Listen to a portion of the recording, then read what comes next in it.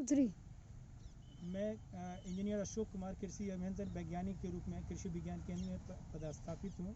जलवायु अनुकूल खेती के तहत परियोजना के तहत मुंगेर जिला के असरगंज पंचायत के सजुआ गांव, बलुआही गांव, चौर गांव, कमरगामा और छोटी कोरियन गांव में ये मौसम अनुकूल तकनीक का प्रत्यक्षण किया गया है।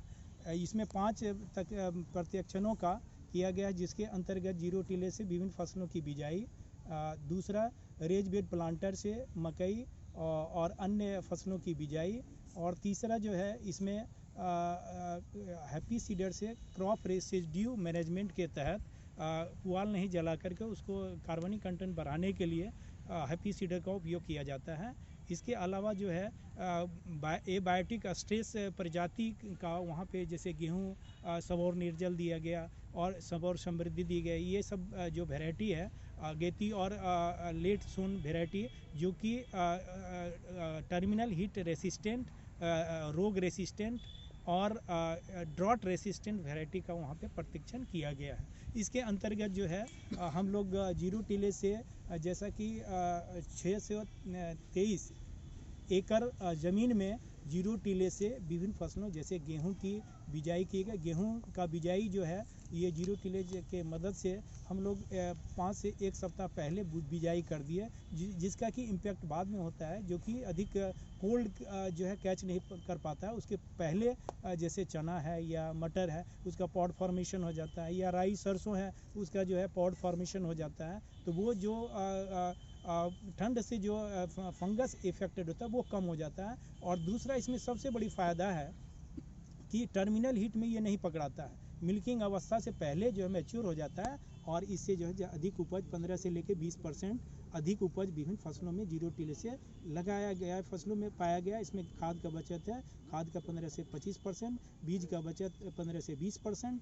इसके अलावा जो है इसमें मीथेन गैस कम निकलता है, इसमें जो है सॉइल स्ट्रक्चर टेक्सचर बना हुआ रहता है, इसमें खरपतवार कम निकलता है, जिसके चलते हर्बिसाइड का भी उपयोग कम होता है। इसके रेज बेड प्लांटर टेक्नोलॉजी जो है, रेज बेड प्लांटर टेक्नोलॉजी ऐसा टेक्नोलॉजी है जहाँ पे ड्रॉट है, जहाँ पे सूखा है, वहाँ पे इसका किया। जैसे पश्चिमी उत्तर प्रदेश और राजस्थान में या गुजरात वगैरह में ये टेक्नोलॉजी बहुत ज़्यादा बेनिफिटेड है। इस टेक्नोलॉजी रेज बेड प्लांटर से बीज का बचत है, खाद का बचत है, हालांकि एनर्जी का इसमें बचत नहीं होता है। इसके अलावा इसमें जो है सबसे बड़ा इसमें फ़ायदा होता है, इसका वर्टिकल रूट ग्रोथ ज़्यादा होता है, इसलिए न्यूट्रिएंट अपटेक ज़्यादा होता है, इसलिए इसमें खाद का बचत है, पानी का 30 से 40% बचत है। इसके अलावा जो है इसमें उपज जो है 15 से लेकर 20% अधिक मात्रा में पाया गया है। इसमें भी तकनीकी पहलू बहुत ज़्यादा है। और दूसरा सबसे बड़ा चीज़ है कि अगर जल जहाँ पे बारिश हेवी हो रहा है तो वहाँ पे ड्रेनेज के लिए नाली का उपयोग करते हैं, और यहाँ रबी फसल में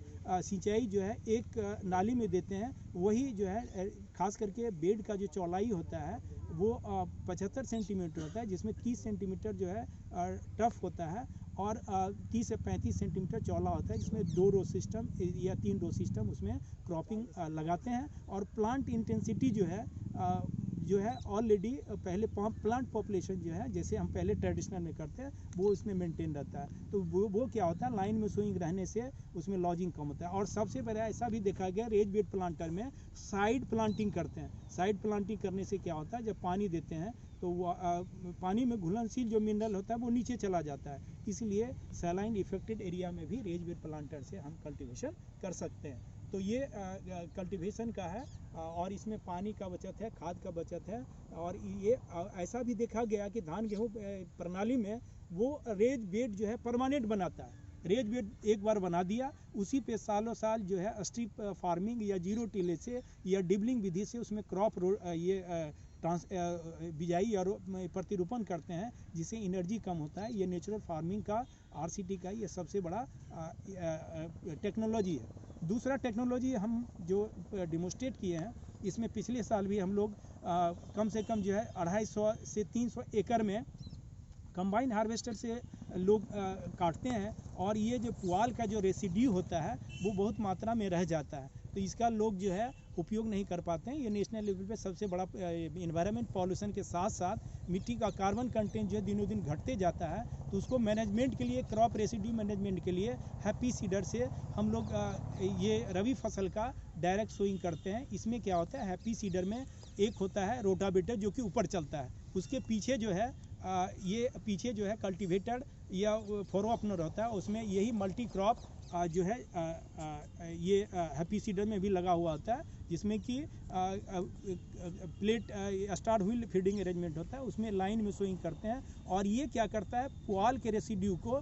टुकड़ा टुकड़ा करके वो उसी पे गिरा देता है, उसके नीचे कल्टीवेटर होता है और वो क्या करता है, वो एक प्लास्टिक मल्च का काम करता है। इसलिए इन सीटू मॉइस्चर कंजर्वेशन भी होता है, अंकुरन इसमें ज़्यादा दिन देखा गया और लगातार 3-4 साल पहले लगातार करने पे किसी भी खेत का कार्बन कंटेंट जो है 50 से लेके 60% बढ़ जाता है, जिसके चलते फर्टिलाइजर फर्टिलिटी मैनेजमेंट होता है, उसमें फर्टिलाइजर डोज भी कम होता है और ये जो है होस्ट का काम करता है कार्बन कंटेंट बढ़ने पे। ये छोटा छोटा जीवाणु जो है उसमें अधिक संख्या में होता है, जिससे कि जो हम लोग जो इनपुट देते हैं खाद फर्टिलाइजर, वो सारा का सारा केटाइन एनर्जी फॉर्म में बनाता है, पौधा उसको अपटेक करता है। इस तरह से जो है खाद पानी 3 साल के बाद जो है इसका उपज जो है 5 से लेकर 15% उपज बढ़ा हुआ देखा जाता है ना, कि उपज कम होता है, लेकिन इसका सस्टेनेबल एग्रीकल्चर के तहत जो हम जैविक खेती, कार्बनिक खेती की बात करते हैं, उसमें हमारा सॉइल फर्टिलिटी जो है अधिक दिनों तक कायम रहता है। तो ये हैप्पी सीडर द्वारा विभिन्न फसलों का हम लोग भी क्रॉप रेसिड्यू मैनेजमेंट के तहत ये क्या कहते हैं, बुआई करते हैं, न कि हम कार्बन कंटेंट को जो पुआल के रेसिड्यू जो नहीं जलाते हैं उससे वातावरण भी प्रदूषित होता है। दिल्ली में ये बर्निंग समस्या है, वातावरण भी प्रदूषित होता है, साथ साथ कार्बन कंटेंट भी कम होता है मिट्टी का और सॉइल मॉइस्चर भी उड़ जाता है, अंकुरन का भी प्रॉब्लम आता है। तो ये प्लास्टिक मल्च भी एक बहुत बड़ा टेक्नोलॉजी है जो कि हैप्पी सीडर के द्वारा किया जाता है। ये 3 टेक्नोलॉजी हम लोग बृहद पैमाना पे ये करते हैं। और इसके अलावा जो है हम लोग जो एबायोटिक स्ट्रेस जो वैरायटी है, चाहे गेहूँ का हो या मसूर का हो, जैसे मसूर का विल्ट रेसिस्टेंट वैरायटी हम लोग हल 57 ये करते हैं, वो रस्ट रेसिस्टेंट भी विल्ट रेसिस्टेंट भी है। उसी तरह से गेहूं का जो है रस्ट रेसिस्टेंट वैरायटी है जो कि हम लोग सब और समृद्धि देते हैं, सब और कम पानी वाला जो है ड्रॉट रेसिस्टेंट, सब और नीलजल देते हैं। इसके अलावा जो है चना का जो है PG 186 वैरायटी देते हैं और GCP जो है वहाँ का भी वैरायटी देते हैं और पूसा 372 भी लेट सोन के लिए हम लोग देते हैं। तो ये सब वैरायटी जो है जो टर्मिनल हीट रेसिस्टेंट, रोग रेसिस्टेंट, फ्रॉट रेसिस्टेंट वैरायटी हम लोग यहाँ पे प्रत्यक्षण किए हैं। ये परियोजना क्रैप परियोजना है, जल जीवन हरियाली। हाँ, इसमें जैसा कि ये क्रैप परियोजना है, ये क्लाइमेट स्मार्ट विलेज परियोजना है। इसमें सबसे बड़ा चीज़ है कि वातावरण का जो बैड इम्पैक्ट खेती पे पड़ता है, तो वो उसके बैड इम्पैक्ट को मिटिगेट करने वाला, कम करने वाला जो टेक्नोलॉजी है हम लोग के पास खरीफ में, रबी में और गर्मा में, तो ये सब टेक्नोलॉजी हम लोग यहाँ पे प्रदर्शित करते हैं, जिसके तहत हमने पहले वर्णित किया कि उसमें जो है ये 0 टिले से विभिन्न फसलों की बिजाई, रेज बेड प्लांटर से मेर पे जो है विभिन्न फसलों की बिजाई, और उसके बाद जो है ये हैप्पी सीडर द्वारा क्रॉप रेसिड्यू मैनेजमेंट, इसके अलावा एबायोटिक स्ट्रेस जो है टॉलरेंट वैरायटी का विभिन्न फसलों का हम लोग किसानों के खेत में प्रत्यक्षण किए, ताकि किसान इस प्रत्यक्षणों को देख करके, इससे लाभ दे करके, इस बदलते परिवेश में जो कि उसका अधिक फसल, रबी का फसल 2 चीज़ से ज़्यादा होता है। अगर लेट सोन करता है तो पोर्ट बोरर की समस्या होती है, अगर लेट सोन करता है टर्मिनल हीट से उसका उपज घट जाता है,